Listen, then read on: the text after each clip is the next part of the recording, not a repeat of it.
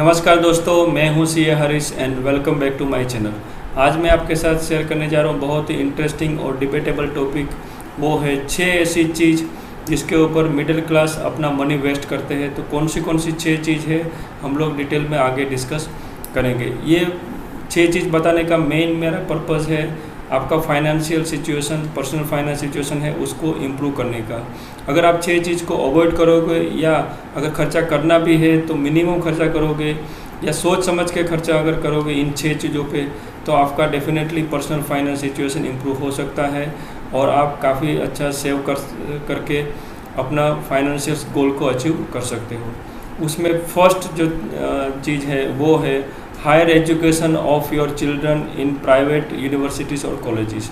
ये काफ़ी एक ट्रेंड चल रहा है कि इसका बेटा वहाँ पे एजुकेशन ले रहा है और हायर एजुकेशन और प्राइवेट यूनिवर्सिटीज़ में अगर आपका चिल्ड्रन है उसके कम परसेंटेज आए हैं या फिर थोड़ा कम परसेंटेज है तो भी उसको हायर एजुकेशन, हायर फीस भर के प्राइवेट यूनिवर्सिटीज़ और प्राइवेट कॉलेज में से कोर्स करवा देने का। इसका मेन पर्पज़ ये नहीं होता है कि अगर आपने प्राइवेट में यूनिवर्सिटीज़ में आपने अगर स्पेंड करके उसको कोर्स दिला दिया तो वो जब कोर्स कंप्लीट करके जब मार्केट में आएगा तो वो मार्केट में अगर वो पर्टिकुलर जो बच्चा है उसमें अगर स्किल नहीं है तो वो स्किल के हिसाब से वो आगे फिर इम्प्रूव नहीं कर पाएगा। तो अगर कोई भी कॉलेजेस या यूनिवर्सिटीज़ में आपको एडमिशन लेने से पहले आपको चेक कर लेना चाहिए कि अगर वो पास आउट होने के बाद वहाँ पे 3 इयर्स डाउन लाइन उस वहाँ से जो पास आउट हुआ है वो बच्चे का क्या अभी करियर है, वो कौन सी कहाँ पे अभी कौन सी जॉब कर रहा है और उसका जॉब का पे स्केल क्या है, वो अगर आप स्टडी करोगे तो डेफिनेटली आपको पता चलेगा कि ये यूनिवर्सिटी सिर्फ फीस कलेक्ट करने के लिए होती है और महंगे प्राइवेट कोर्सेज ऑफ़र करते हैं जिसमें ये मिडिल क्लास लोग फंस जाते हैं और हायर एजुकेशन में खर्चा करने के बाद रिटर्न कुछ भी नहीं अचीव कर सकते।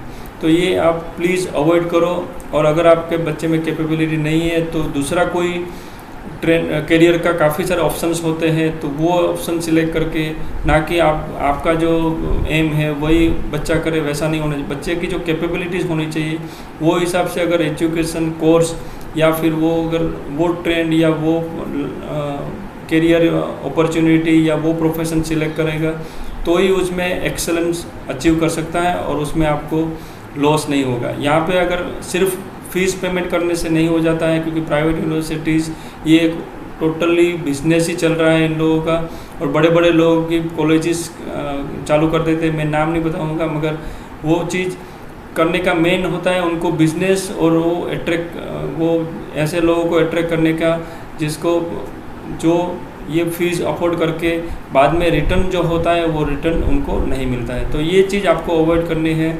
आप अपने बच्चे के लिए हायर एजुकेशन बिल्कुल देना है मगर अफोर्डेबल फीस भरने के बाद ही देना है। ऐसा नहीं कि 10 लाख 20 लाख 25 लाख 50 लाख फीस भरने के बाद अगर कोर्स वो कंप्लीट करते हैं उसके बाद फिर आउटकम नहीं होता है तो वहाँ पे वो चीज़ को अवॉइड करना है। सेकंड जो चीज़ है वो है मैरिज। ये बहुत ही डिबेटेबल टॉपिक है और काफ़ी कॉन्ट्राडिक्टरी भी टॉपिक है। काफ़ी लोग बोलते हैं कि मैरिज पे खर्चा करना चाहिए और कुछ लोग बोलते हैं कि मैरिज पे खर्चा नहीं करना चाहिए। मेरा ये मानना है कि आप अगर अफोर्ड कर सकते हो तो ही मैरिज पे खर्चा करना चाहिए। ऐसा नहीं कि दिखाओ में किसी को ये दिखाओ मैरिज में 1000 लोगों ने खाना खिलाया या 2000 लोगों ने किया, यहाँ पे ये प्लेस पे जाके हमने मैरिज सेलिब्रेशन मैरिज का फंक्शन अरेंज किया था और वो सिर्फ एक पर्टिकुलर पॉइंट ऑफ टाइम पे होता है। अगर वो मैरिज फंक्शन एक बार कंप्लीट होने के बाद लोग सब भूल जाते हैं वो। और कुछ लोग तो ऐसा होता है लोन लेने के बाद लोन लेके भी मैरिज में खर्चा करते हैं और बाद में फिर पछताते हैं और लोन रिपे नहीं होता है तो काफ़ी फाइनेंशियल सिचुएशन को फेस करते हैं और डिफ़िकल्टीज़ को फेस करते हैं। तो ये चीज़ को आपको अपने सोच समझ के जो कैपेसिटीज़ है आपकी वो हिसाब से और दिखावे पे नहीं जाना। किसी को भी दिखाने का कोई मतलब नहीं है और कोई ज़रूरत भी नहीं है। तो वो चीज़ को आप सोच समझ के, ये बहुत ही डिबेटेबल टॉपिक है इसमें ज़्यादा मैं डिस्कस नहीं करूँगा। तो ये चीज़ को भी आप प्लीज़ ध्यान रखिएगा और अपनी कैपेसिटी के हिसाब से आप मैरिज में जो खर्चा करना है उसको या तो फिर सेव करके जो मैरिज कपल है उसको फिर बाद में आप दे सकते हैं। तो वो मनी देने से उनको काफ़ी अपनी लाइफ में, अपनी करियर में, या अपना बिजनेस स्टार्ट करने में, या अपना जॉब या प्रोफेशन स्टार्ट करने में उनको काफ़ी हेल्प हो सकता है, नहीं कि मैरिज में खर्चा करने से। तो वो चीज़ को आप ध्यान रखिएगा। थर्ड चीज़ है वो है furniture and decoration of your home.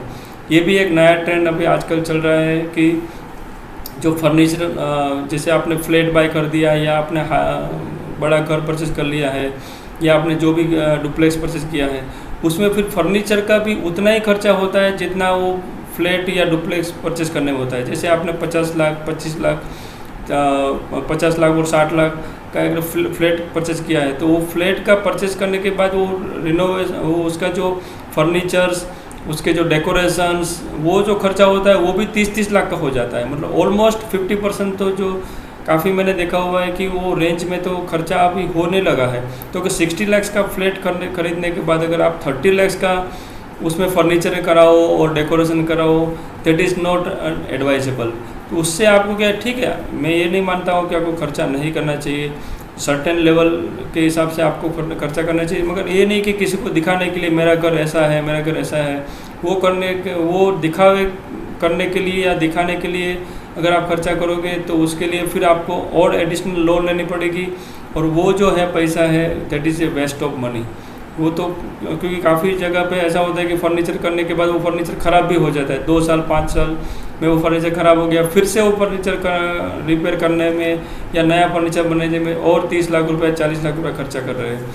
तो उसको प्लीज़ आप अवॉइड करिए। आप अपनी सिचुएशन के हिसाब से, अपने रिक्वायरमेंट के हिसाब से वो खर्चा करिएगा और उसको मिनिमाइज़ करिएगा, ताकि आपको फाइनेंशियल्स आप सेव कर सके और अपना जो हार्ड अर्न मनी है उसको आप सेव कर सकते हो।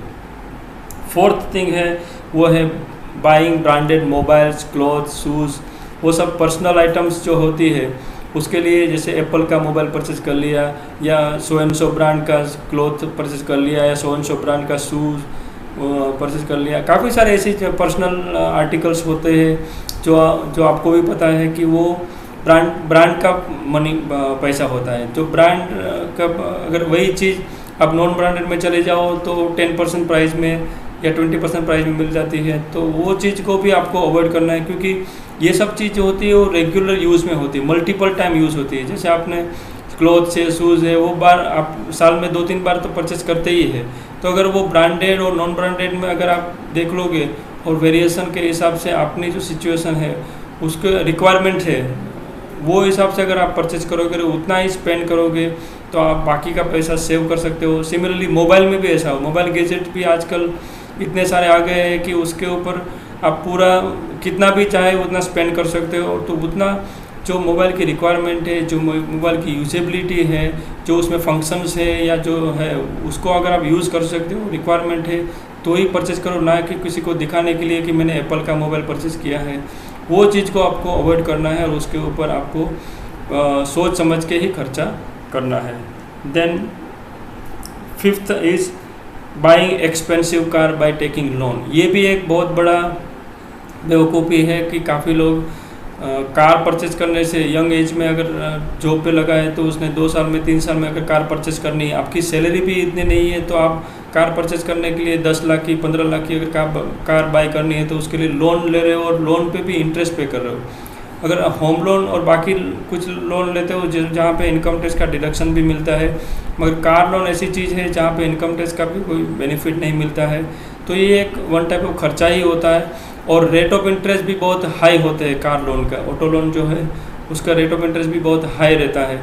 तो वो अगर बाय करने के लिए आप लोन भी लोगे और एक्सपेंसिव कार दिखावा करने के लिए कि अच्छा ये मैंने ये कार लिया है, वो कार लिया है, और उसको फिर एवरी 3 इयर्स 5 इयर्स में आप अगर चेंज भी करते रहोगे और नई नई कार बदलते रहोगे तो उसमें रियली आप अपना मनी वेस्ट कर रहे हो और वो उससे आप फाइनेंशियल अपना गोल है उसको काफ़ी स्पॉइल करोगे और गोल अचीव नहीं कर पाओगे। तो ये भी खर्चा है। अगर कार बाय करना है तो बहुत ही सोच समझ के, मेरा पर्सनल एडवाइस है, आपकी जो नेट टेक होम सैलरी होती है, सपोज़ कि आपकी take home salary 1 lakh rupees है, वो टेक होम मतलब नेट डिडक्शंस होने के बाद अगर आपकी 1 लाख रुपीज़, सपोज एग्जांपल के तौर पे अगर 1 लाख है तो उसका इनटू 6 मंथ, ये एक थंब रूल है, ये मेरा एक एजम्पशन है, 6 मंथ मतलब 1 लाख इंटू 6 तो कितना होता है 6 लाख तक का ही कार आपको परचेस करना चाहिए। मतलब 6 months of your take home salary जितना होता है उतने की ही कार लेनी चाहिए। यही नहीं कि आपका अगर सैलरी 1 लाख रुपीज़ है और आप 15 लाख की कार लेके बैठ जाओगे तो that is a really overburden, और आपको ये कहीं ना कहीं फाइनेंशियल सिचुएशन को हैम्पर करेगा और लॉन्ग टर्म में आप अपना फाइनेंशियल गोल अचीव नहीं कर पाओगे। और 6th और लास्ट चीज़ है टेकिंग एक्सपेंसिव ट्रिप्स। ये भी एक बहुत ही काफ़ी अच्छा ट्रेंड चल रहा है कि ये यहाँ पे ट्रिप में गया है, वहाँ फॉरेन ट्रिप है या डोमेस्टिक भी ट्रिप काफ़ी एक्सपेंसिव हो रखी है। यहाँ पे सोशल मीडिया में फिर यहाँ पे वहाँ जाके फिर अपलोड कर दिए फ़ोटोज़ कि हम लोग यहाँ पे घूम रहे हैं, वहाँ पे घूम रहे हैं। तो ठीक है, मैंने मना नहीं कर रहा हूँ कि घूमना है या ट्रिप्स फॉरेन ट्रिप है, डोमेस्टिक ट्रिप है, वो करना ज़रूरी है to fresh up yourself, but उतना भी नहीं कि आप साल में 4 बार 5 बार ट्रिप कर रहे हो और बड़ी बड़ी ट्रिप, एक्सपेंसिव ट्रिप ले रहे हो, एक्सपेंसिव फॉरेन ट्रिप ले रहे हो या डोमेस्टिक ट्रिप्स ले रहे हो। उसके ऊपर आप अपना टाइम तो स्पेंड कर ही रहे हो, क्योंकि आपके उसके लिए छुट्टी भी लेना पड़ेगा, वो भी एक टाइम है। आपका प्रोफेशन, बिजनेस, जॉब, वहाँ से भी आप लेके डिपार्ट होके वो भी कर रहे हो, प्लस उसमें खर्चा भी कर रहे हो। तो वो चीज़ को भी आप सोच समझ के अपनी सैलरी या अपना जो जॉब है उसका रिक्वायरमेंट या उसके हिसाब से ही करो। ऐसा नहीं कि दिखावा कि सिर्फ सोशल मीडिया में फ़ोटो अपलोड करने के लिए आप बड़े बड़े एक्सपेंसिव कर रहे हो और उसके लिए फिर आपको बड़ा बड़ा खर्चा करना पड़ रहा है, और वो फिर कहीं ना कहीं आपको पर्सनल फाइनेंस को अफेक्ट कर सकता है। तो ये 6 ऐसी चीज़ है जिसको आप अवॉइड कर सकते हो। मैं ऐसे नहीं बोल रहा हूँ कि अगर अवॉइड नहीं कर सकते हो तो उसको मिनिमाइज़ भी कर सकते हो, और मिनिमाइज़ नहीं कर सकते हो तो उसको अगर खर्चा करना भी है तो थोड़ा इवेल्यूएट करके, सोच समझ के, अपनी कैपेबिलिटीज़ के हिसाब से। ऐसा नहीं कि दिखावे में किसी को दिखाने के लिए कोई चीज़ को परचेज, कार है, मोबाइल है या अदर पर्सनल आर्टिकल्स है, वो दिखाने से कुछ भी नहीं होता है, सामने वाले को कोई इम्प्रेस नहीं कर सकते हो। तो प्लीज़ वैसा अगर माइंडसेट है तो उसको निकाल दो, उससे कोई फ़र्क नहीं पड़ता है। आफ्टर ऑल अगर आपने कोई मनी स्पेंड कर दिया है, अगर आपके पास कुछ मनी नहीं रहेगा तो कल कोई भी जन है वो आपको पैसा देने वाला नहीं है, आपको ही वो मेहनत करके फिर से, क्योंकि these are all your hard earn money है, तो फिर से वो मनी अर्न करने के लिए आपको काफ़ी मेहनत करनी पड़ सकती है। और आज के डेट में कॉम्पिटिटिव जो है एनवायरनमेंट, उसमें आज के डेट में मतलब एथिकली जो पैसा अर्न करना है वो काफ़ी डिफ़िकल्ट हो गया है। बिजनेस बोलो या जॉब बोलो या जो भी चीज़ है, तो उसको अवॉइड करिएगा और मिनिमाइज जितना करोगे, जितना सेव करोगे, जितना अपना मनी है उसको वेस्ट नहीं करोगे, तो वो डेफिनेटली आपके पर्सनल फाइनेंस में काफ़ी हेल्प होगा। तो ये 6 चीज़ को आपको ध्यान रखना है। मैं आशा करता हूँ कि ये वीडियो आपको काफ़ी हेल्पफुल और यूज़फुल लगा होगा। तो ये वीडियो को ज़रूर लाइक और शेयर करिएगा और मेरे चैनल को भी सब्सक्राइब कर लीजिएगा for getting this type of videos. Thank you.